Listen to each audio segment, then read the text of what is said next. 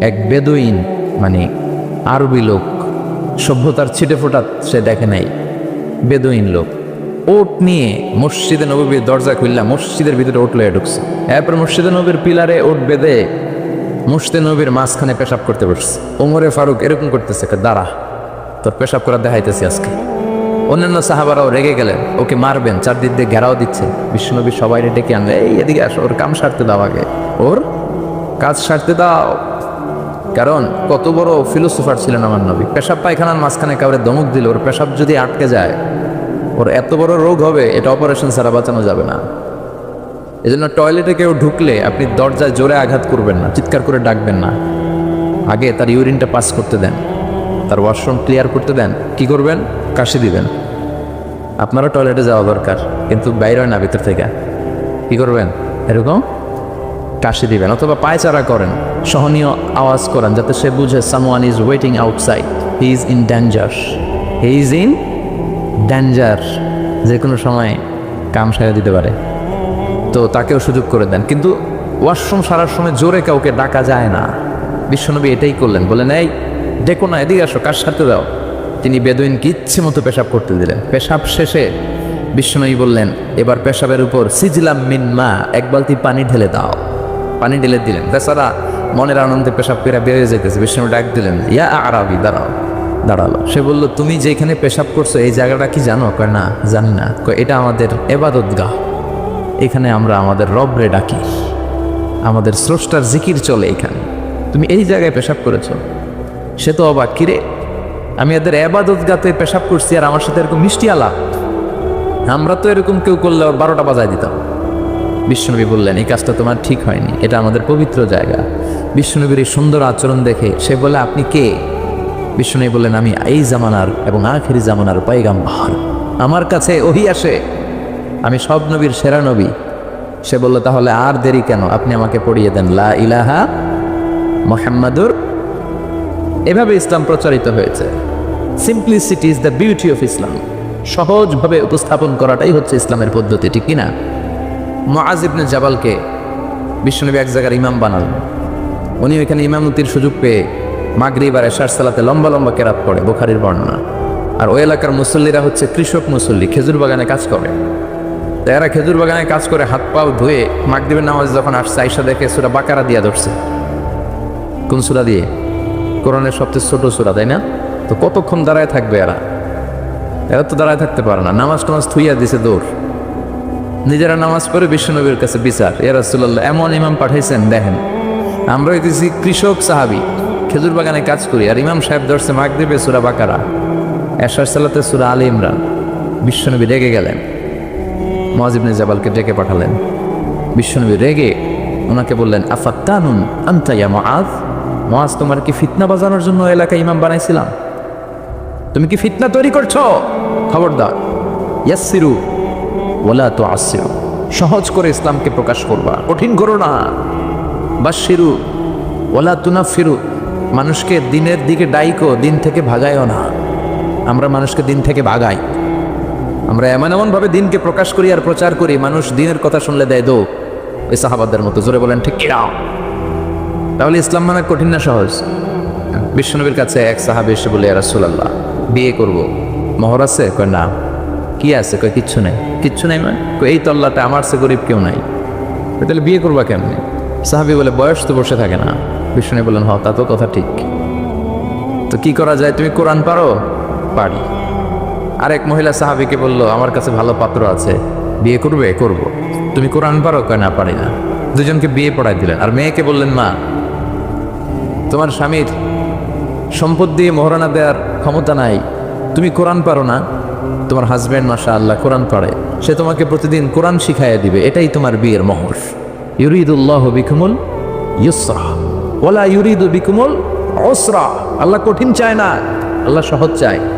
এজন্য যারা ইসলাম বুঝাতে যে কঠিন কঠিন বিষয় আপনাদের উপর চাপায়, বুঝবেন এটা মদিনার ইসলাম নয়, বুঝবেন এটা আল্লাহর পাঠানো ইসলাম নয়। এই ধর্মটা স্বভাব সুলভ ধর্ম, পরিবেশ সুলভ ধর্ম, রুচিসম্মত ধর্ম। সুবহানাল্লাহ পড়েন। এই ধর্মের এমন কোনো নিয়ম নাই যেটা আপনার রুচির সাথে যাবে না, পরিবেশের সাথে যাবে না, বেখাপ্পা বেমানান এমন কোনো নিয়ম আছে? কিন্তু পৃথিবীর অনেক ধর্মে আছে না নাই? খ্রিস্টান ধর্মে কেউ অপরাধ করলে ওটারে পানির নিচে চুবাই রাখে, ওদের পবিত্র জায়গার পানি ওটার মধ্যে চুবাই রাখলে ওর সব গুনাহ মাফ হয়ে যায়। এটা কি মাথায় ধরে? ধরে না। হিন্দু ধর্মে হিন্দু ভাইদেরকে আমি কষ্ট দেওয়ার জন্য বলছি না, বোঝানোর জন্য। প্রক্রিয়াটা একটা প্রথা ছিল, সতী দাহ প্রথা হিন্দু ধর্মের।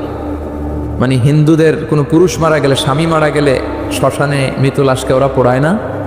ওদের একটা নিয়ম ছিল, স্ত্রীর আগে স্বামী মারা গেলে স্বামীকে পোড়ানোর সাথে সাথে স্ত্রীকেও জ্বলন্ত আগুনে পুড়িয়ে দেয়া হতো। এই ইন্ডিয়াতে কত নারী যে জীবিত তাদেরকে পোড়ানো হয়েছে তার হিসাব না, পোড়ানো হয়েছে তাদেরকে। রাজা রামমোহন রায়, নাম শুনছেন? উনি এসে এই প্রথার বিলুপ্তি ঘটালেন, সতীদাহ প্রথা বিলুপ্তি করলেন। তো এই যে ওদের নিয়মটা, এটা মাথায় ধরে? স্বামী মরছে তো বউরে মারবি কে? কথা বলেন। আবার হিন্দু ধর্মের আরেকটা সিস্টেম হচ্ছে, কেউ যদি খাঁটি হিন্দু হইতে চায় তার গরুর পেশাব খাওয়া লাগে, গোমূত্র পান করতে হয়। কি মূত্র? গোমূত্র পান করতে হয়। আচ্ছা, এই যে গরুর পেশাব খাওয়ার এটা কি আপনার রুচিতে যাবে? এটা কি আপনার স্বভাব সুলভ কোনো বিষয়? আমাদের ধর্মে এমন কোনো বিষয় আছে যেটা রুচির সাথে যায় না? সুবহানাল্লাহ বলবেন না? এটা ফিতরাতি ধর্ম, ফিতরাতাল্লাহিল্লাতী ফাতারান নাস আলাইহা। এমন ফিতরাতে আল্লাহ এই ধর্মটা দিয়েছেন, যেই ফিতরাতে আল্লাহ মানুষকে বানিয়েছেন। এই ধর্মের কোনো বিষয় পালন করতে মানুষের কষ্ট হয় না। এটা সমাজসম্মত, এটা পরিবেশ সম্মত, এটা স্বাস্থ্যকর একটা ধর্ম। সুবহানাল্লাহ পড়েন। এবং পৃথিবীর যত মানুষ জন্মায় তারা সবাই এই ধর্মের উপর জন্মায়। বিশ্বনবী বললেন, মা মিন মাউলুদিন ইউলাদু আলাল ফিতরা ইয়ানি ইউলাদু আলাল ইসলাম ফাআবাওয়া ইউহাব্বিদানি ইউনাজ্জিসানি ইউমাসসিরানি। তাকে নাসারা বানায়, মাজুসি বানায়, ইহুদি বানায়। সব বাচ্চারা যখন জন্মায় মুসলমান হয়ে জন্মায়। সুবহানাল্লাহ পড়েন। হিন্দুর ঘরেও যে বাচ্চাটা জন্মায় কি হয়ে জন্মায়? খ্রিস্টানের ঘরে যে জন্মায় কি হয়ে জন্মায়? সুবহানাল্লাহ পড়েন। পরে মা বাবা তারা ইহুদি বানায়, খ্রিস্টান বানায়, নাসারা বানায়। তাহলে এই ধর্মের একটা বৈশিষ্ট্য হচ্ছে দীনুল ফিতরা, এটা স্বভাব সুলভ ধর্ম। আলহামদুলিল্লাহ পড়েন। কয়টা গেল? হ্যাঁ, আচ্ছা, 7 নম্বর হচ্ছে দীনুল ইলম, রিলিজিয়ন অফ নলেজ। এটা জ্ঞানের ধর্ম, নলেজ বেসড রিলিজিয়ন। এই ধর্মে সবকিছু জ্ঞানের উপর ভিত্তি করে। সুবহানাল্লাহ পড়ে। মানে এই ধর্মে ঢুকলে তার পড়াশোনা করতে হবে, পড়াশোনা ছাড়া তার বাঁচার উপায় আছে? এই ধর্মের যে শ্রেষ্ঠ কিতাব কোরআন, এই কোরআনের প্রথম বাণীটা কি বলেন? ইকরা মানে কি? আল কোরআনের প্রথম বাণী পড়ো, আল হাদিসে নবীর কথা পড়ো, পড়ে পড়ে শেখো, শিখে শিখে তুমি তোমার নিজের জীবন গড়ো। সুবহানাল্লাহ পড়েন। পড়ো, পড়ে পড়ে নিজের জীবন গড়ো। আমি তো বলি সব সময় পড়বেন, সুস্থ থাকলে পড়বেন, অসুস্থ হলে পড়বেন, গাড়িতে থাকলে পড়বেন, ঘরে থাকলে পড়বেন, মরার সময় পড়বেন। মরার সময় কি পড়বেন? লা ইলাহা মুহাম্মাদুর। তার মানে পড়া ছাড়া কোনো উপায় আছে? তাহলে এই ধর্মের অনুসারীদেরকে পড়তে হয়, স্টাডি করতে হয়, ঠিক কিনা?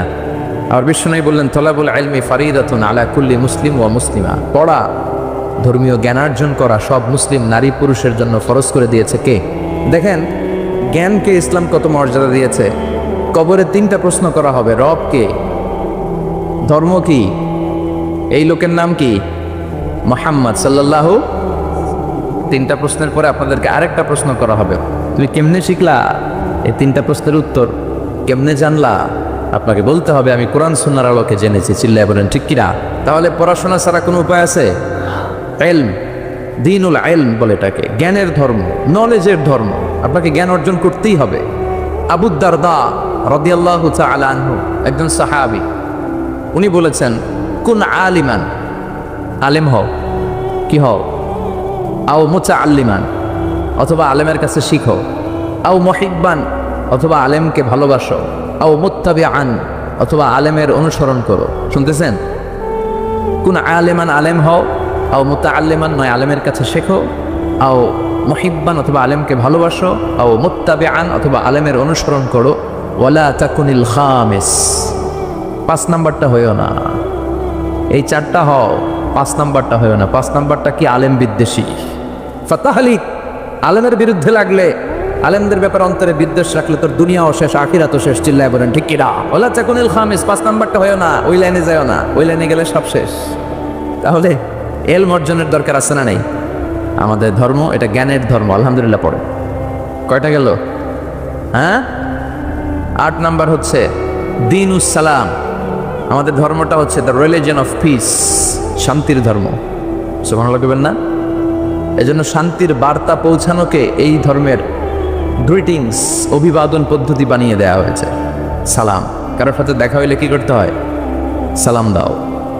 সাইয়েদনা আদম আলাইহিস সালামকে আল্লাহ যখন তৈরি করলেন, আল্লাহ বললেন আদম তুমি সালাম দাও। সুবহানাল্লাহ পড়েন। তাহলে সালাম দিতে হয়। শান্তি, ইসলাম কখনো অশান্তিকে প্রশ্রয় দেয় না। ইসলাম চায় ঘরে বাইরে রাষ্ট্রে সব জায়গায় কি থাকুক? শান্তি। আর আমরাও কি চাই? এ পৃথিবীর সব মানুষ একটা জিনিস চায়, সেটা কি? মানুষ হচ্ছে শান্তির কাঙ্গাল, শান্তির ভিখারি। শান্তি চায় মানুষ। আর শান্তি আছে কোথায়? ইসলামে। চিল্লায় বলেন শান্তি আছে কোথায়? এবং বিশ্বনবী যখন রাজা বাদশাদের কাছে চিঠি লিখে পাঠাতেন, মুকাওকেসের কাছে পাঠিয়েছেন, আসহামার কাছে পাঠিয়েছেন নাজ্জাশীর বাদশা, হিরাক্লিয়াসের কাছে পাঠিয়েছেন রোমের বাদশা। চিঠি যখন বাদশাদের কাছে লিখে পাঠাতেন, বিশ্বনবী লিখতেন, প্রথম শব্দটা বিশ্বনবীর চিঠির প্রথম শব্দ ছিল সালাম। চিঠির প্রথম শব্দ ছিল কি? সালাম। তিনি লিখতেন সালামুন আলা মান ইত্তাবা আল হুদা, শান্তি তার উপর যে হেদায়েত পছন্দ করে। তারপর লিখতেন আসলিম তাসলাম, ইসলাম মানো শান্তিতে থাকবা, দুনিয়াও শান্তি আখিরাতেও শান্তি। সুবহানাল্লাহ পড়ে। তাহলে এই ধর্মের আরেকটা বৈশিষ্ট্য হচ্ছে দীনুস সালাম, এটা শান্তির ধর্ম। কিসের ধর্ম? শান্তির ধর্ম। কয়টা গেল? 8টা। 9 নাম্বার হচ্ছে দীনুল ওয়াসাতিয়াতি ওয়াল ই'তিদাল। This religion is a balanced religion, ভারসাম্যপূর্ণ জীবন ব্যবস্থা। ওয়া কাযালিকা জাআলনাকুম উম্মাতান ওয়াসাতা লিতাকুনু শুহাদা আলান নাস। আর অনুরূপভাবে আমি এই ধর্মকে তোমাদেরকে ব্যালেন্সড, ভারসাম্যপূর্ণ করে তৈরি করেছি। বাড়াবাড়িও নাই, সারাসারিও নাই। সুবহানাল্লাহ কোন? কিন্তু আমগো মধ্যে দুইটাই আছে। হ্যাঁ, বাংলাদেশে যারা ইসলাম পালন করে বেশিরভাগ কেউ গেছে বাড়াবাড়িতে, কেউ গেছে সারাসারিতে। কেউ বাড়াবাড়ি করতে করতে এমন জিনিস লাগাইছে যেগুলো ইসলামে নাই, আর কেউ বাদ দিতে এমন বাদ দিছে ইসলামের অনেক কিছুই ওটার ভিতরে নাই। আমাদেরকে ওয়াসাতিয়ার মধ্যে থাকতে হবে, আল ওয়াসাতিয়া।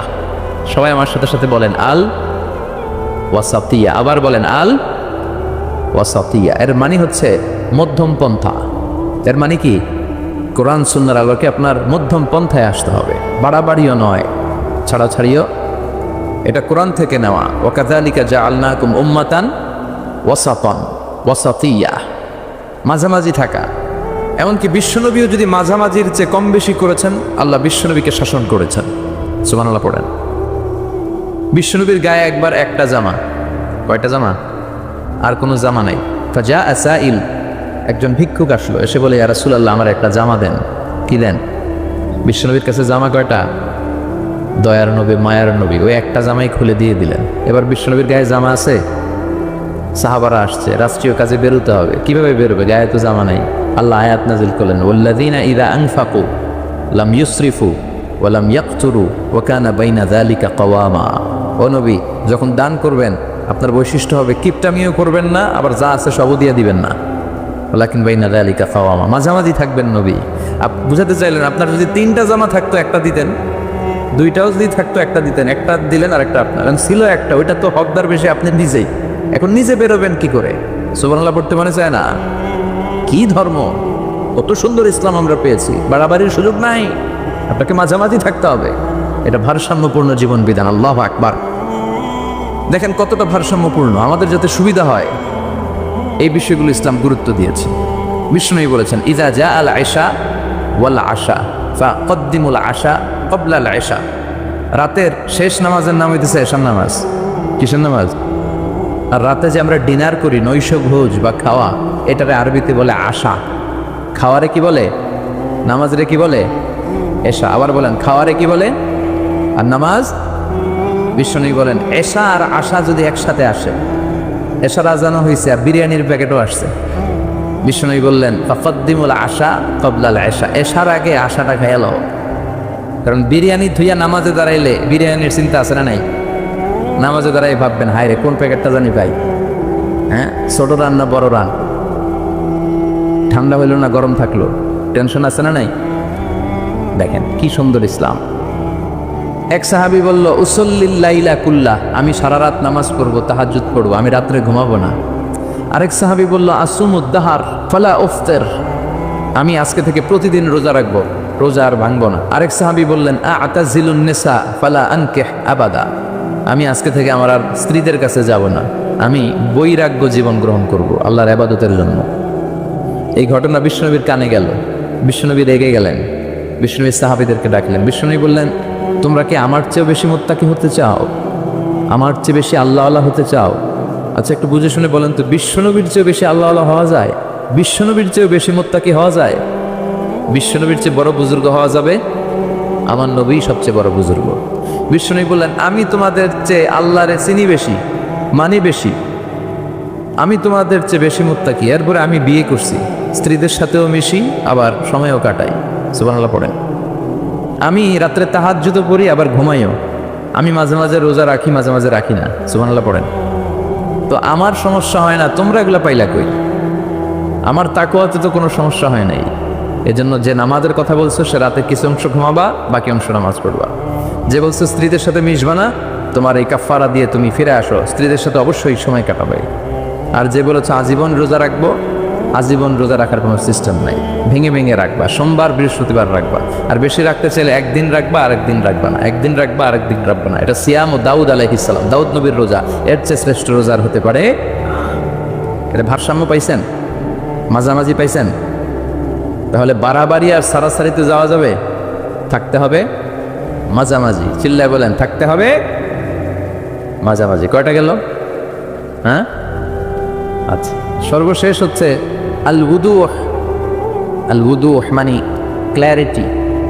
ইসলামে কোনো গোজামিল নাই, আছে সব সুস্পষ্ট। ইন্নাল হালালা বাইয়িন ওয়া ইন্নাল হারামা বাইয়িন, হালাল সুস্পষ্ট, হারাম সুস্পষ্ট, কোনো গোজামিল নাই। বিষ্ণু বললেন, তারাক্তু আলা মাহাজ্জাতিন বাইদা লাইলুহা কানাহারিহা লা ইয়াসিগু আনহা ইল্লা হালিক। এমনভাবে ইসলামটাতে আমি রেখে গেলাম, দ্বীপ প্রহরের সূর্যটা যেমন স্পষ্ট, আমার রেখে যাওয়া ইসলামটাও স্পষ্ট। এটা সবার, এখানে কোনো গোজামিল নাই। এই কিতাবটা সবার, সবাই পড়তে পারবে। অনেকে বলে এটা আলেমদের কিতাব, কথা কন, এটা আলেমরা পড়বে, আমরা পড়ুম কেন? আছে না? বলে না, বলে না? অনেকে বলে এটা হুজুররা পড়বে, আমরা পড়ুম কেন? এটা ধরা যাবে না, এটা ধরা যাবে না। এটা ধরেন না দেখেই তো বিপদে আছেন। এটা যেদিন ধরবেন সব সলিউশন পেয়ে যাবেন। চিল্লায় বলেন ঠিক কিনা? সমাধান চাও যদি জীবনে মরণে, ফিরে যাও খুঁজে নাও, চোখ রাখো কোরআনে। ঠিক কিনা? চোখ রাখবেন কোথায়? হিন্দু ধর্মের একটা পদ্ধতি হচ্ছে, একটা জাত আছে ব্রাহ্মণ, কি নাম? এই ব্রাহ্মণরাই শুধু বেদ, রামায়ণ, মহাভারত, ওদের এই ঐতিহাসিক ধর্মগ্রন্থগুলো ধরতে পারবে। আর নিম্ন জাতের যে হিন্দু, এরা বেদ ধরতে পারবে না, এরা রামায়ণ ধরতে পারবে না, মহাভারত ধরতে পারবে না। ধরতে পারবে আর পড়তে পারবে শুধু ব্রাহ্মণেরা। আর ব্রাহ্মণরা যা বুঝাবে গোজামিল দিয়ে, ওইটাই রাইট। এটার উপরে কোনো কথা? আমাদের ইসলামিক গোজামিল আছে? সবাই পড়তে পারবে, সবাই জানতে পারবে। আর সবার জন্য পড়া জানা, এই ক্ল্যারিটিকে আবশ্যক করে দিয়েছে কে?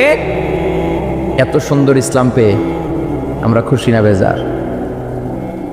এই বছর আমি যখন হজে গিয়েছিলাম, ওয়ামির ইনভাইটেশনে, world assembly of Muslim youth, এরা যুবকদের নিয়ে অনেক কাজ করে। তো তাদের গেস্ট হিসেবে আমি ছিলাম, আর ডক্টর আবুল কালাম আজাদ বাশার, এই তো আপনাদের 14 গ্রামের কৃতি সন্তান, চিনেন না? এই বাশার ভাই আর আমি ওয়ামির গেস্ট হয়ে এবার হজ পালন করেছি। তো যেদিন ফরজ তাওয়াফ করতে হয়, ওই দিন অনেক ভিড়, মানে 20 লক্ষেরও বেশি লোক আমরা হজ করেছি। তো ওই দিনই এই ফরজ তাওয়াফটা করতে হয়। অন্যান্য কাজ আগে পরে করা যায় কিছু এদিক সেদিক, কিন্তু ফরজ তাওয়াফ ওই দিন। কিছু কিছু স্কলারের মধ্যে পরে 11-12তেও করা যায়, বেশি সওয়াব হচ্ছে ওই দিন করা। আল্লাহ রাসূল ওই দিন করেছেন। তো ওই দিন প্রচণ্ড ভিড় হয়। আমরা প্রথম তলা, দ্বিতীয় তলা, তৃতীয় তলায় জায়গা পেলাম, তৃতীয় তলার ছাদে। মাগরিবের আগে দিলাম 3 চক্কর তাওয়াফ, এশার সালাত হলো, এরপরে দিলাম বাকি 4 চক্কর, শেষ। এবার আমাদের এলাকায় ফেরার পালা। শুরুতে ছিলাম একেবারে কাছে, কিন্তু ফেরার আগে দিয়ে আমাদেরকে আজিজিয়াতে রাখা হয়েছে। তো ট্যাক্সি পাওয়া যায় না, এত ভিড়। যতটুকু ডিস্টেন্স, এটার ভাড়া হওয়া উচিত সর্বোচ্চ 15 থেকে 20 রিয়াল, কিন্তু 200 রিয়ালেও পাওয়া যায় না। তো আমরা 200 রিয়াল কেন 300 রিয়াল দিয়েও যাব, কিন্তু ট্যাক্সি তো লাগবে। এখন ট্যাক্সিওয়ালারা বেশিরভাগ ওখানে ইয়ামান দেশের, বাংলাদেশেও কিছু আছে। তো ইয়ামানিরা তো যাবেই না, অ্যারাবিয়ানদের সাথে যাবে, ওরা 10 টাকার জায়গায় 2000 রিয়াল দিয়ে দিবে। তো বাঙালিও দু একজন যারা, এরাও রাজি হচ্ছেন, আমাদেরকে চিনতেছে না আর কি। তো হঠাৎ এক ট্যাক্সিওয়ালাকে বললাম, ভাই যাবেন? সে বলতেছে ওঠেন। তাই বললাম কই যাবেন জিজ্ঞেস করবো না? না, জিজ্ঞেস করা লাগবে না। ভাড়া কত? ওইটাও দরকার নেই, আপনারা ওঠেন। মনে মনে বললাম কি রে, কোনো ভেজালে পড়বো নাকি? তো পরে আল্লাহর নাম নিয়ে উঠলাম। তো শুরুতে আরবি শুরু করছিল, পরে বাংলায় বলে আমার বাড়ি 14 গ্রাম। আমি বাসার সাহেবরেও চিনি, আজারি ভাইরেও চিনি। তা আমি বললাম কি নাম ভাই আপনার? কয় ইদু মিয়া। কি মিয়া? আমি বললাম এটা আবার কি নাম, এর মানে কি? বলে হুজুর ঈদের দিনে আমার জন্ম হয়েছিল, এজন্য আব্বার করে নাম রাখছে ইদু মিয়া। এরকম আমাদের দেশে হয়, শুক্রবারে জন্ম শুকুর আলী, রমজান মাসে জন্ম রমজান আলী, আছে না নাই? আবার সুন্দর সুন্দর নামগুলোকে আমরা এদেশে বিকৃত করে ফেলি, এটা ঠিক না। কারণ তুদআউনা ইয়াউমাল কিয়ামাতি বিআসমাইকুম ওয়া আসমাই আবাইকুম, কিয়ামতের দিন আল্লাহ তাআলা তোমাদের নাম ধরে, তোমাদের আব্বার নাম ধরে ডাকবে, বলবে মিজানুর রহমান আজহারি বিন আলী আহমদ দাঁড়াও, এভাবে ডাকবে আপনার নাম, আপনার আব্বার নাম। এই জন্য বিষ্ণু বলেছেন ফা আহসিনু আসমাআকুম, নামগুলো সুন্দর সুন্দর রাখবা, উল্টাপাল্টা রাখলে ওগুলা ধরেই ডাকবে, আর কিয়ামতের ময়দানে সবাই হাসাহাসি করবে। বিষ্ণু বলেছেন আহাব্বুল আসমা ইলাল্লাহি আব্দুল্লাহ ওয়া আব্দুর রহমান, আল্লাহর কাছে সবচাইতে প্রিয় নাম হচ্ছে দুইটা, এক হচ্ছে আব্দুল্লাহ, আরেক হচ্ছে আব্দুর রহমান। লিকুল্লি ইসমিন আসারুন, প্রত্যেক নামের একটা প্রভাব আছে, কোনো কিছুই প্রভাবমুক্ত নয়। আপনি যে নাম রাখবেন ওই নামের একটা প্রভাব আপনার জীবনে থাকবে। এজন্য আমরা যেন আমাদের নামগুলো সুন্দর সুন্দর রাখি। আল্লাহ তুমি তৌফিক দাও। আমি শারীরিকভাবে খুব অসুস্থ, আমি আসতে পারবো ভাবি নাই, তারপরে এসেছি। কয়েক মিনিট কিছু কথা বলবো, তারপর দোয়া করে একসাথে বিদায় নিব ইনশাআল্লাহ। আমি আপনাদের খেদমতে আমার খুতবায় সূরাত আলে ইমরানের 85 নম্বর আয়াত তেলাওয়াত করেছি। এখানে আল্লাহ তাআলা বলেছেন ওমাই ইয়াবতাগি গায়রাল ইসলামি দীনান ফালাই ইউকবালা মিন ওয়া হুয়া ফিল আখিরাতি মিনাল খাসিরিন, যে ব্যক্তি ইসলাম ছাড়া অন্য কিছুকে ধর্ম হিসেবে তালাশ করে, মতাদর্শ হিসেবে তালাশ করে, ফালাই ইউকবালা মিন, তার থেকে কোনো কিছু অ্যাকসেপ্ট করা হবে না। ওয়া হুয়া ফিল আখিরাতি মিনাল খাসিরিন, আর এই ব্যক্তি আখিরাতে হাই হাই পার্টির চেয়ারম্যান হবে। আখিরাতে সে হবে ক্ষতিগ্রস্তদের অন্তর্ভুক্ত, কারণ সে ইসলাম মানে নাই। কি মানে নাই? ইসলাম হচ্ছে সময়ের অপরিহার্য বাস্তবতা। ইসলাম ছাড়া কোনো কিছুতে শান্তি নাই, ইসলাম ছাড়া কোনো কিছুতে মানব সমস্যার সমাধান নাই, ঠিক কিনা? ইসলামের যে নবীরা, এই নবীরা সবাই একই সুতোয় গাঁথা একটা চেইন অফ কমান্ডকে মেনে কথা বলেছেন। এ ধর্মের নবীদের কারো কথার সাথে কারো কথার কোনো অমিল ছিল কি? ছিল না। কোনো কি এমন হয়েছে যে কোনো নবী বলেছিল আল্লাহ এক, কিন্তু অন্য নবী এসে বলেছে না, আল্লাহ একের অধিকও হতে পারে? কোনো নবী বলেছে কিয়ামত হবেই হবে, আবার আরেক নবী এসে বলল না, সন্দেহ আছে, বলেছে? এই যে লক্ষাধিক পয়গাম্বার, তাদের কারো কথার সাথে কারো কথার অমিল নাই, সবার কথার মধ্যে অসাধারণ মিল। কারণ ওনারা মন মস্তিষ্ক প্রসূত কোনো কথা বলতেন না, তাদের কথাগুলো আসতো বেসিক্যালি একটা হেডকোয়ার্টার থেকে। চিল্লায় বলেন তো হেডকোয়ার্টারটা কার? এজন্য কোনো অমিল নাই। কিন্তু এই পৃথিবীতে যত নেতা খেতা, দার্শনিক, বুদ্ধিজীবী, এদের কারো কথার সাথে কারো কথার মিল নাই। কার্ল মার্কস একজন দার্শনিক, সে বলল মানুষ হচ্ছে পেট সর্বস্ব জীব, মানে মানুষের পেটের সমস্যার সমাধান তো সব কিছুর সমাধান। এরপর ভ্লাদিমির লেনিন এসে বলল না, মানুষ হচ্ছে সেক্স সর্বস্ব জীব, মানুষের সেক্স ঠান্ডা তো সব ঠান্ডা। তারপর চার্লস ডারউইন এসে বলল না, মানুষ না, মানুষ হলো বান্দর। মানুষ কি? সময়ের বিবর্তনে, কালের আবর্তনে বানরগুলো নাকি মানুষ হয়েছে। কত বড় উল্লুক্কা পাঠা! মানে তাদের কথার সাথে কারোটার সাথে কারো মিল থাকে না। আর নবীদের কথাগুলো একজনের সাথে আরেকজনের ব্যাপক মিল, কোনো অমিল থাকে না। চিল্লায় বলেন ঠিক কিনা? এজন্য আমাদের মডেল হচ্ছে নবীরা, নায়ক নায়িকা, গায়ক গায়িকা এরা নয়। কবিরা আমাদের মডেল নয়, আমাদের মডেল কারা? নবীরা। তো ইসলাম হচ্ছে সময়ের অপরিহার্য বাস্তবতা। এজন্য আল্লাহ বলেছেন ওয়ামাই ইয়াবতাগি গায়রাল ইসলামি দীনান ফালাই ইউকবালা মিন ওয়া হুয়া ফিল আখিরাতি মিনাল খাসিরিন, ইসলাম ছাড়া যারা অন্য কিছুতে সুখ তালাশ করে তার কোনো কিছু আল্লাহ গ্রহণ করবে না। Whoever seek a faith or religion except Islam, that will be not accepted from him and he will be loser in আখিরাহ। আখিরাতে সে হবে হাই হাই কোম্পানির মালিক, লুজার, ওর কিছু নাই। ইয়ালাইতানি কুনতু তুরাবা, সেদিন সে চিৎকার করবে আর বলবে হায় হায়, আমি যদি মাটির সাথে মিশে যেতাম, আজকে যদি হিসাবের জন্য আমার দাঁড় করানো না হতো। আল্লাহ বলবেন আমতাজুল ইয়াউমা আইয়ুহাল মুজরিমুন, ও পাপীরা আলাদা হয়ে যা। ওই সময় বোঝা যাবে কার কত দাপট। কথা বলেন, দুনিয়ায় দাপটের শেষ নাই, ক্ষমতার শেষ নাই, বাহাদুরির শেষ নাই। ওই দিন হবে ফাইনাল খেলা। কি খেলা? ইয়াউমুত তাগাবুন, কার কত দাপট, কার কত ক্ষমতা, কার কত বাহাদুরি, সেদিন সব প্রকাশ হয়ে যাবে। চিল্লায় বলেন ঠিক কিনা? এজন্য রব্বুল আলামিন বলেন ওয়ামান ইয়াবতাগি গায়রাল ইসলামি দীনান ফালাই ইউকবালা মিন ওয়া হুয়া ফিল আখিরাতি মিনাল খাসিরিন।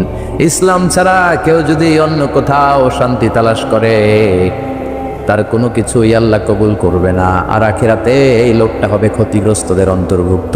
ঠিক কিনা? কারণ দিন হিসেবে আল্লাহর কাছে একমাত্র অ্যাকসেপ্টেড রিলিজিয়ান, ধর্মের নাম কি? আল্লাহর কাছে মাকবুল, আল্লাহর কাছে গ্রহণযোগ্য, আল্লাহর দেয়া ধর্ম একটা। চিল্লায় বলেন সেটার নাম কি? ইসলাম। পৃথিবীর সব নবীগুলো মুসলমান ছিল। সব নবীগুলো কি ছিল? ইহুদিরা বলে সাইয়েদনা ইব্রাহিম আলাইহিস সালাম নাকি ইহুদি ছিল। নাউজুবিল্লাহ পড়বেন না? নাসারারা বলে সাইয়েদনা ইব্রাহিম আলাইহিস সালাম নাকি নাসারা ছিল। আল্লাহ বলে না, আমার ইব্রাহিম ইহুদিও ছিল না, নাসারাও ছিল না, ছিল পাক্কা মুসলিম। ঠিক কিনা? আল্লাহ বললেন ওয়ালাকিন কানা হানিফাম মুসলিমা মা কানা ইব্রাহিম ইয়াহুদিয়াও ওয়ালা নাসরানিয়াও ওয়ালাকিন কানা হানিফাম মুসলিমা। আমার ইব্রাহিম ইহুদি ছিল না, নাসারাও ছিল না, আমার ইব্রাহিম ছিল পাক্কা মুসলমান। সুবহানাল্লাহ পড়ে। এটা প্রমাণ করে পৃথিবীর সব নবীরা মুসলিম ছিলেন। আবার সাইয়েদনা ইউসুফ আলাইহিস সালাম আল্লাহর কাছে দোয়া করতেন তাওয়াফানি মুসলিমাও ওয়া আলহিকনি বিসসালিহিন। আল্লাহ, তুমি মুসলমানদের সাথে আমার মৃত্যু দিও, মুসলিম অবস্থায় মৃত্যু দিও, আর নেককার সৎ কর্মশীল বান্দাদের সাথে তুমি আমার হাসর নসিব করে দিও। পড়ে না আমিন। তাওয়াফানি মুসলিমা, আল্লাহ মুসলিম হিসেবে মরণ দাও। তার মানে উনিও মুসলমান ছিলেন। সুলাইমান আলাইহিস সালাম যখন বেলকিসের কাছে চিঠি লিখলেন, বললেন আল্লাহ তাআলু আলাইয়া ও আতুনি মুসলিমিন, বেশি খবরদারি দেখায়ও না বিলকিস, মুসলমান হয়ে মাথাটা নত করে আমার কাছে আসো। সুবহানাল্লাহ পড়েন। তার মানে সব নবীদের ধর্মের নাম কি ছিল? সব নবীদের ধর্মের নাম ছিল ইসলাম। কিন্তু কোন নবীর সময়কালেই আল্লাহ তাআলা এই ইসলামকে পরিপূর্ণতা দান করেন নাই। ইসলামকে আল্লাহ পরিপূর্ণতা দান করেছেন বিশ্বনবীর সময়ে এসে। সুবহানাল্লাহ পড়েন। আল্লাহ বললেন আল ইয়াউমা আকমালতু লাকুম দীনাকুম ওয়া আতমামতু আলাইকুম নি'মাতি ওয়া রাদিতু লাকুমুল ইসলাম দীনা। ও নবী, আজকে আমি আপনার ধর্ম ইসলামকে পরিপূর্ণ করলাম। আপনার উপর যত নিয়ামত দেয়ার সব নিয়ামতকে আমি পূর্ণাঙ্গতা দিয়ে দিলাম, আর ইসলামকে ধর্ম হিসেবে চুজ করে আমি আল্লাহ খুশি হয়ে গেলাম। সুবহানাল্লাহ পড়েন। ওয়া রাদিতু লাকুমুল ইসলামা, দিন হিসেবে ইসলামকে চুজ করে আমি আল্লাহ খুশি। আল্লাহ আমাদেরকে ইসলাম দিয়ে খুশি। আমরা ইসলাম পেয়ে খুশি না বেজার? এজন্য প্রত্যেক সালাতের পরে আমরা পড়ি রদিতু বিল্লাহি রব্বা ওয়া বিল ইসলামি, তবে আল্লাহকে রব হিসেবে পেয়ে আমরা খুশি, আর ইসলামকে দিন হিসেবে পেয়ে আমরা খুশি। সুবহানাল্লাহ পড়েন। আল্লাহ ইসলামকে পরিপূর্ণতা দান করলেন বিশ্বনবীর সময়কালে। বিশ্বনবীর আগের সব নবীরা ছিলেন মুসলিম, কিন্তু তাদের কোনো নবীর সময়ে আল্লাহ তাআলা ইসলামকে পরিপূর্ণতা দেয় নাই। ইসলামকে পরিপূর্ণ করেছে কোন নবীর সময়ে? এই আয়াতটা নাজিল হয়েছে বিদায় হজের ভাষণ যেদিন বিশ্বনবী দিয়েছিলেন, ওই বিদায় হজের দিন, জুমা আসরের সালাতের পরে মাগরিবের আগে হজের মহা সম্মেলনে আল্লাহ তাআলা এই আয়াতটি নাজিল করে ইসলামকে একেবারে ইনট্যাক্ট, কমপ্লিটলি ইনট্যাক্ট করে দিলেন। ইনট্যাক্ট বুঝেন? সিলগালা মারা, আর কিছু ঢুকবেও না, এখান থেকে কিছু বেরও করা যাবে। এজন্য বিশ্বনবী বলতেন মান আহদাসা ফি আমরিনা হাদা মা লাইসা মিনহু ফাহুয়া রাদ। আমার এই ধর্মে ইসলামের ভেতরে যে নতুন করে কিছু ঢুকাইলো যেটা ইসলামের অন্তর্ভুক্ত নয়, এটা রাদ, ইয়ানি মারদুদ, প্রত্যাখ্যাত। এটার সাথে ইসলামের কোনো সম্পর্ক নাই। চিল্লায় বলেন ঠিক কিনা? এখন এই ইসলামের ভিতরে নতুন নতুন সংযোজন আছে না নাই, যেটা ইসলামের সাথে সম্পৃক্ততা নাই, এটাতে আমরা ইসলাম বানাই ফেলছি। নতুন সিস্টেমে অনেক কিছু ইসলামের মধ্যে এই দেশেও আছে না নাই। আল্লাহ এগুলো থেকে তুমি আমাদেরকে বাঁচাও। তো এই জন্য ইসলাম হচ্ছে সময়ের অপরিহার্য বাস্তবতা। ইসলাম হচ্ছে মানব জীবনের সলিউশন। আর এই ইসলামের বিজয় অবশ্যম্ভাবী। ইসলামের আওয়াজকে, ইসলামের বিজয়কে, ইসলামের গতিকে কেউ ঠেকাতে পারবে না। চিল্লায় বলেন ঠিক কিনা? এখন কেন আমরা ইসলামকে মানব? কি আছে এই ইসলামের ভেতরে জানার দরকার আছে না নাই? এত ধর্ম পৃথিবীতে, এত ধর্ম থাকা সত্ত্বেও আমরা কেন ইসলামকে মানব? কেন আমরা আমাদের ধর্ম হিসেবে ইসলামকে চুজ করব? কিছু কজ থাকার দরকার আছে না নাই? এই কজগুলো নিয়ে আমি কয়েক মিনিট কথা বলবো, ইনশাআল্লাহ। পড়েন খাসাইসুল ইসলাম, দ্য ক্যারেক্টারিস্টিক্স অফ ইসলাম। ইসলামের কিছু অনন্য বৈশিষ্ট্য আছে যেগুলো অন্য ধর্মে পাওয়া যায় না। নাস্তিকদের সাথে যখন কথা বলবেন, অন্য ধর্মের লোকদের সাথে যখন কথা বলবেন, এই পয়েন্টগুলো আপনার জানা দরকার। তা না হলে আপনার ধর্মকে আপনি রিপ্রেজেন্ট করতে পারবেন না। আপনার ধর্মের মুখপাত্র হয়ে আপনি কথা বলতে পারবেন না। আপনার ধর্মটা কেমন, কেন এই ধর্মের জন্য এত পাগল পাড়া, কেন এই ধর্মের জন্য আপনি রক্ত ঢালতে রাজি, জানার দরকার আছে না নাই? এরকম 10টা অনন্য গুণ দিয়ে আল্লাহ তাআলা ইসলামকে সমৃদ্ধ করেছেন। সুবহানাল্লাহ পড়েন, শুনবেন সবাই। নাম্বার 1, ইসলাম ধর্মের অনন্য বৈশিষ্ট্য সমূহের মধ্যে থেকে একটা বৈশিষ্ট্য হচ্ছে আর রব্বানিয়া। এই ধর্মটা আল্লাহর দেয়া ধর্ম। কার দেয়া?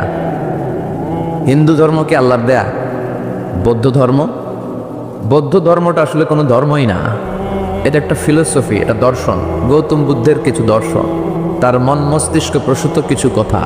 বুদ্ধাং শরণং গচ্ছামি, ধম্মাং শরণং গচ্ছামি, নির্বাণাং পরমং সুখং, নির্বাণাং পরম শান্তি, ওম শান্তি। শান্তি শান্তির কথা বলে আর সুযোগ পাইলে খালি অশান্তি লাগায়, আছে না নাই? গত কয়েক বছর আগে ওদের শান্তির নমুনা কি আমরা দেখছি। আরাকানে কথা বলেন, নিজের দেশের জনগণরে নিজ ভূখণ্ডে থাকতে দেয় না। আমাদের মতো এরকম একটা গরিব দেশের ভেতরে 10 লক্ষ আরাকানের মুসলমানদেরকে ভিটেমাটি ছাড়া করে ওরা বাংলাদেশে ঢুকাই দিছে। গোটা বিশ্বে জুলুম অত্যাচারের এরকম নমুনা আর কোন ধর্মের লোকরা দেখাতে পারে নাই। জোরে কোন ঠিক কিনা? আলা মিন মুস্তাগফিরিন আগফির আলা। কার ক্ষমা দরকার? ক্ষমা চাও, ক্ষমা করে দেব। আমাদের তো ক্ষমা টমার দরকার নাই। আমরা সবাই নিষ্পাপ, নাকি গুনাহগার, নাকি পাপী? শুধু পাপী না পাপীর ঘরের পাপী? কেউ না জানুক, আমার পাপের খবর রাখে একজন। তিনি কে? পৃথিবী জানে না। জানে কে? দরজা বন্ধ করে, লাইট অফ করে একা একা পাপ করছি। পুলিশ দেখে নাই, র্যাব দেখে নাই, বন্ধু বান্ধব দেখে নাই, পরিবারের কেউ দেখে নাই। দেখলো কে? সবার চোখ ফাঁকি দেয়া গেলেও ফাঁকি দেয়া যায় না একজনের চোখ। চোখটা কার? তার চোখে কখনো ফাঁকি দেয়া যায় না। এজন্য আমরা সবাই পাপী। শুধু পাপী না, পাপীর ঘরের পাপী। 14 গোষ্ঠী আমাদের পাপী, তাই না? এই জন্য আমাদের ক্ষমা চাওয়া উচিত খুব বেশি বেশি আল্লাহ তাআলার কাছে। আমরা সবাই পাপী। শেষ রাতে আল্লাহ ডাকে, কার পাপ আছে বলো, ক্ষমা চাও, ক্ষমা করে দেব। কে অন্যায় করেছো বলো, ক্ষমা চাও, ক্ষমা করে দেব। চোখের পানি ছেড়ে যদি ক্ষমা চাই, মাফ করে দেয় কে?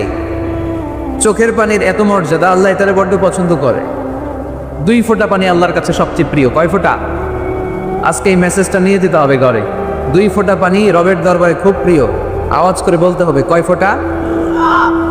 1 হলো জেহাদের ময়দানে শহীদের গা থেকে বেয়ে পড়া রক্তের ফোঁটা। আমরা শহীদ হতে চাই কি চাই না? শাহাদাতের তামান্না যদি কারো অন্তরে না থাকে, এটা কি মুমিন না মুনাফিক? আর শাহাদাতের তামান্না নিয়ে কেউ যদি বিছানায় পড়েও মারা যায়, শহীদদের কাতারে তারে উঠাই দিবে কে? প্রথম হচ্ছে জিহাদের ময়দানে শহীদের গা থেকে দাঁড় দাঁড় করে ঝরে পড়া রক্তের ফোঁটা, একটা গেল। 2 নাম্বার হচ্ছে অনুতপ্ত বান্দার চোখের পানির ফোঁটা। বান্দা যখন অনুতপ্ত হয়, তারা ভুল বুঝতে পারে, অন্যায়কে উপলব্ধি করতে পারে, তখন সে জানামাজ বিছিয়ে রবের দরবারে হাজিরা দেয়, সিজদায় লুটিয়ে পড়ে কান্না শুরু করে দেয়। এই চোখের পানির এত পাওয়ার। এই চোখের পানি অনুতপ্ত বান্দার চোখ বেয়ে, নাকের ডগা বেয়ে মাটিতে পড়ার আগেই আল্লাহ বান্দার জীবনের সব গুনাহ মাফ করে দেয়। এজন্য চোখের পানি বেশি বেশি ফেলার দরকার আছে না নাই? আমাদের হৃদয়টা অনেকের বড় শক্ত, চোখ দিয়ে পানি নামে না। সেই কবে যে সর্বশেষ কান্না করেছিলাম মনেই নাই, এরকম অনেকে আছে না নাই? সেই কবে যে কাঁদছিলাম মনে নাই, হুজুর কান্নাই তো আসে না। বড্ড পাষাণ হৃদয় আমাদের। এই জন্য আল্লাহর কাছে চাইতে জানতে হয়। চাওয়াটা একটা শিল্প, দোয়া করাটা একটা শিল্প। এটাকে শিখতে হয়, এটাকে আয়ত্তে আনতে হয়, এটাকে বশে আনতে হয়, এটার সাথে আবেগ, ভালোবাসার উচ্ছ্বাস যুক্ত করতে হয়, চোখের পানির ছোঁয়া লাগাতে হয়, তাহলে এটা আরশের মধ্যে যে নক করবে। আর হুজুর দোয়া করতেছে অন্যদিকে তাকায় আছে, এরকম আসরা নাই, তো এই দোয়ায় কোনো লাভ হবে না। সিনসিয়ারিটি, সিনসিয়ার দোয়া ইজ লাইক মিজাই, আর দোয়া ও সিলাহুল মুমিন। দোয়া হচ্ছে মুমিনের অস্ত্র, ট্যাঙ্ক, মিজাই, এগুলো আমাদের অস্ত্র না। আমাদের আসল অস্ত্র আমাদের দোয়া। বুঝে নাই বোধহয় আসল অস্ত্র কি? এজন্য we have to always keep in touch with our Lord. সবসময় আল্লাহর সাথে কিপ ইন টাচ, আল্লাহর সাথে টাচে থাকতে হবে, ঠিক কি না? লুজ টাচ হইলে হবে না, কিপ ইন টাচ অলওয়েজ। বিপদে পড়লেই একজনের কাছে ফরিয়াদ করব, তিনি কে? তিনি দেওয়ার জন্য বসে আছেন, চাইলেই তিনি দেন। এটা আমাদের অস্ত্র। যেখানে সব কিছুর কারিশমা শেষ, সেখানে দোয়ার কারিশমা শুরু। আমরা অনেক সময় শুনি ক্যান্সারে আক্রান্ত, ক্যান্সার নামে একটা রোগ আছে না? ডাক্তাররা বলে ক্যান্সার যার নাই অ্যান্সার। ডাক্তার ঘোষণা দিছে এই রোগী তো বাঁচবে না, সর্বোচ্চ বাঁচলে 6 মাস। কয় মাস? এরপরেও দেখা গেল লোকটা 10 বছর বেঁচে ছিল। এরকম আছে না নাই? সব ডাক্তার ফেল, ঘোষণা দিয়েছে 6 মাস বাঁচবে, কিন্তু বেঁচে রইল 10 বছর। এই যে 10 বছর বেঁচে রইল, কিসের কারিশমা? আল্লাহর কারিশমা, দোয়া, দোয়ার বদৌলত। এই জন্য বেশি বেশি দোয়া করতে রাজি আছেন তো? বেশি বেশি দোয়া করতে হবে, দোয়া করলেই লাভ। জীবনের যত দোয়া আপনি করেছেন, আপনার দোয়া কবুল করছে কে? তবে সাথে সাথে সবসময় করে না। 3টা পদ্ধতিতে আল্লাহ দোয়া কবুল করেন। কয়টা পদ্ধতিতে? আল্লাহর কাছে চাইলেই আল্লাহ বলে ওকে ফাইন, দিব দিব, কবুল দিব, অ্যাকসেপ্টেড, ইয়েস। দিব না, রিজেক্টেড, নো, এগুলো আল্লাহ কখনো বলে? আল্লাহ সবসময় বলে ইয়েস, অ্যাকসেপ্টেড, দেব। তবে 3 ভাবে দেয়। কয় ভাবে? আপনি দোয়া করলেন, চাইলেন, প্রথম পদ্ধতি চাওয়ার সাথে সাথে আল্লাহ দোয়া কবুল করে নেয় আর দিয়ে দেয়, পেয়ে আপনি খুশি হয়ে যান, আলহামদুলিল্লাহ পড়েন। দ্বিতীয় পদ্ধতি, আপনি আল্লাহর কাছে চাইলেন, আর অল্প কয়েক মিনিট কথা, আর অল্প কয়েক মিনিট বসো না, এরকম করো না, আওয়াজ করো না। বেশিরভাগ ইয়াং ছেলেপেলে আসছে 15 থেকে 25 বছর, এগুলার, ঠিক কিনা? আগে খেলতো ক্রিকেট, এখন চলে আসে কোরআনের ময়দানে, খুশি না বেজার? তো আমি এই জন্য আমি সম্বোধন করি তুমি বলে। আমি এদেরকে কি বলি? আমি বলি যে এই বসো বসো। তো একজন আমার আবার চিঠি লেখছে, হুজুর আপনি যে বসো বসো বলেন, অনেক মুরব্বীও তো আছে। আমি বলি ভাই, আমার মাহফিলে মুরব্বীরা কম, ইয়াংরা বেশি, ঠিক কিনা?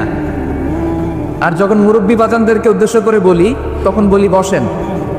কিন্তু আমি যখন বলি বসেন, ছেলেরা আবার বলে বসেন বসেন। বেজাল আছে না নাই?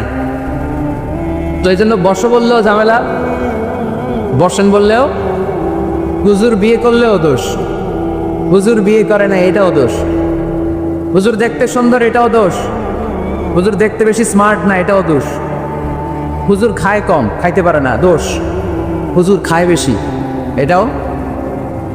অনেকে বলে হুজুর আপনি বেশি ইংরেজি বলেন, এটা আপনার দোষ। আবার আমেরিকায় যারা থাকে তারা বলে হুজুর আরেকটু যদি ইংরেজি বাড়ায় বলতেন আমাদের ছেলেমেয়েরা বেশি বুঝতে পারতো, আপনি যে কম বলেন এটা আপনার দোষ। ভেজাল আছে না নাই? সব ভেজাল থেকে আল্লাহ তুমি এই জাতিকে নির্ভেজাল করে দাও। আর অল্প কয়েক মিনিট ডিস্টার্ব করো না। তো আল্লাহ 3 ভাবে আমাদের দোয়া কবুল করে। পদ্ধতি নাম্বার 1, চাওয়া মাত্রই দিয়ে দেয়, বলে হ্যাঁ দিব, তো দিয়ে দেয়, আমরা খুশি। পদ্ধতি নাম্বার 2, আমরা যাই, আল্লাহ এটা দাও, আল্লাহ তখনও বলে ইয়েস দেব, কারণ না বলে ফিরিয়ে দিতে আল্লাহ জানেন দেব, তবে সাথে সাথে দেন না, লেটার অন, দেরি করে। কখন দিলে আমার জন্য ভালো, এটা আমার চেয়েও ভালো জানে কে? দেরি করে দেয়। পদ্ধতি নাম্বার 3, আমি চাইলাম আল্লাহ এটা দাও, আল্লাহ বলে ইয়েস দেব, সাথে সাথে দেয় না, দেরি করেও দেয় না। এটা কিয়ামতের ময়দানের জন্য তিনি রেখে দেয়, যাতে ওই দিন বিপদের কালে এই দোয়ার বদৌলতে তিনি আমাদেরকে বাঁচিয়ে দিতে পারে। তাহলে যে এত এত দোয়া করি, লাভ আছে না নাই? হয় সাথে সাথেই কবুল, নয় কিছু সময় দেরি করে কবুল, তা না হলে আখেরাতের অ্যাকাউন্টে আমাদের জন্য ব্যালেন্সে রেখে দিয়েছে কে? এজন্য আজকের এই মাহফিল তখনই সার্থক হবে যখন আমরা এই সিদ্ধান্ত নিতে পারবো যে আমরা চাইবো একজনের কাছে তিনি কে, এবং চাইবো চাওয়ার মতো। যেহেতু এটা একটা শিল্প, আর্ট, এটাকে আত্মস্থ করতে হয়। চাওয়ার মতো চাইলে এটা কখনো মিস হয় না। এজন্য আমরা মন প্রাণ উজাড় করে আল্লাহ তাআলার কাছে চাইবো, শুধু নিজের জন্যই চাইবো, আশেপাশে আর কারোর জন্য চাইবো না। কেন? ওনার জন্য চাবো কেন? আমারটা আমি চাবো, ওনারটা উনি চাবে। কথা কন। অনেকে বলে হুজুর আমি আরেকজনের জন্য দোয়া করে কি লাভ, ওনারটা উনি করবে, আমারটা আমি করি। এরকম একটা লজিক বা যুক্তি আছে না? নাই। এটা ভুয়া যুক্তি, এটা কোনো গ্রাউন্ড নাই। কারণ আমার জন্য দোয়া করলে যেমনি লাভ, আরেকজনের জন্য করলেও লাভ। হাদিসে এসেছে কোনো মুসলিম যদি ইয়াদউ লি আখিহিল মুসলিম বিযাহরিল গায়ব, তার কোনো ভাইয়ের জন্য যদি কেউ দোয়া করে, ওই দোয়াটা আগে আল্লাহ তার জন্য কবুল করে নেয়। কারণ সে দোয়া যাই করে পাশ থেকে ফেরেশতারা বলে ওয়ালা কাবি মিসলিন, ওয়ালা কাবি মিসলিন, তোমার জন্য এটা কবুল করো। যেমন আপনি দোয়া করলেন আল্লাহ আমার এই ভাইটা অসুস্থ, আল্লাহ আমি দোয়া করছি আল্লাহ আপনি তারা সুস্থ করে দেন। ফেরেশতারা বলে আল্লাহ ওয়ালা কাবি মিসলিন, যিনি দোয়া করছে তার যদি কোনো রোগ বালাই থাকে আগে তারে সুস্থ করে দেন। আমি দোয়া করলাম আল্লাহ আমার এই ভাইটা হজে যেতে পারে না, আল্লাহ তুমি তারে হজে যাওয়ার তৌফিক দান করো। ফেরেশতারা বলে ওয়ালা কাবি মিসলিন, মানে আল্লাহ যিনি দোয়া করতেছে আগে তার হজের ফ্লাইটটা কবুল করো। লাভ আছে না নাই? এজন্য নিজের জন্য দোয়া করলেও লাভ, পরের জন্য দোয়া করলেও লাভ। কোন সময় কি দোয়া করবেন কোরআনে আছে না নাই? আল্লাহর নবীরা এগুলো আমাদেরকে সব শিখিয়ে গিয়েছে। সাইয়েদনা আদম আলাইহিস সালাম ভুল করে গন্ধম খেয়ে ফেললেন, আল্লাহর কাছে কাঁদতে শুরু করলেন, শত শত বছর চোখের পানি ছেড়ে উনি কাঁদলেন। আর একটা দোয়া আমাদের জন্য রেখে গেলেন যে আমরাও আদম জাত, বানি আদম, আমরাও যদি ভুল করি আমরাও যেন এই দোয়াটা পড়ে কেঁদে কেঁদে আল্লাহর কাছে ক্ষমা চাইতে পারি, ঠিক কিনা? সাইয়েদনা আদম আলাইহিস সালাম ভুল করে ফেললেন, আল্লাহর কাছে চোখের পানি ছাড়লেন, অনুতপ্ত হলেন আর দোয়া করলেন রব্বানা যালামনা আনফুসানা ওয়া ইল্লাম তাগফির লানা ওয়া তারহামনা লানাকুনান্না মিনাল খাসিরিন। আল্লাহ ভুল করেছি, অপরাধ করেছি, অন্যায় করেছি, তুমি যদি মাফ না করো কেউ মাফ করার নাই, ঠিক কিনা? এভাবে ভুল হয়ে গেলে ক্ষমার রাস্তা খোলা। অনেকে রাস্তা বন্ধ করে দেয়, ভয় দেখায়, হায় হায় তুই তো কাফের, তুই তো জাহান্নামী। এরকম আছে না নাই? মানে ইসরায়েলের যুগে এক আল্লাহর ওলি, তার পাশে থাকতো এক বেনামাজি। ঘর থেকে বেরোইলেই বেনামাজিরে দেখলে বলতো এই জাহান্নামী। বিকেলবেলায় ঘরে আসার সময় কিরে জাহান্নামী, আবার দেখা হইলে এই তুই তো জাহান্নামী, খালি ডাক দিত জাহান্নামী বলে।